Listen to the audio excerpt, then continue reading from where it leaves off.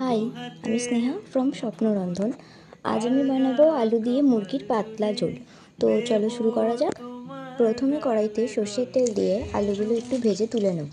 তুমি প্রচ্ছদে রং দেবে সব দেব। এরপর আরেকটু তেল দিয়ে ফোড়নে দেবো দুটো তেজপাতা আর দুটো শুকনো লঙ্কা।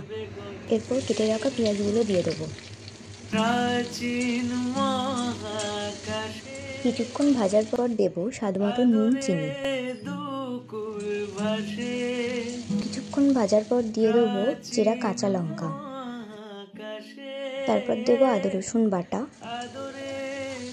তারপর দেবো টমেটো কুচি। একটু ভাজার পর মশলার কাঁচা গন্ধ চলে গেলে দিয়ে দেবো মাংসটা। তারপর হাই ফ্লেমে কিছুক্ষণ কষার পর দেবো হলুদ গুঁড়ো, কাশ্মীরি লাল লঙ্কার গুঁড়ো আর স্বাদ মতো নুন। তারপর কিছুক্ষণ কষার পর দেবো ভেজে রাখা আলু। এরপর কিছুক্ষণ লো ফ্লেমে ঢাকা দিয়ে রেখে দেবো 15 মিনিট মতো। মাংস 70% সেদ্ধ হয়ে গেলে দিয়ে দেবো গোলমরিচ গুঁড়ো আর গরম মশলা বাটা। এরপর আরও কিছুক্ষণ কষার পর দিয়ে দেবো উষ্ণ গরম জল। তারপর ঢাকা দিয়ে লো ফ্লেমে মাংসটাকে পুরোপুরি সেদ্ধ হতে দেবো। এরপর মাংস পুরোপুরি সেদ্ধ হয়ে গেলে পরিবেশন করব গরম গরম ভাতের সাথে। গরম গরম ভাত আর তার সাথে মুরগির পাতলা ঝোল, এক কথায় অনবদ্য।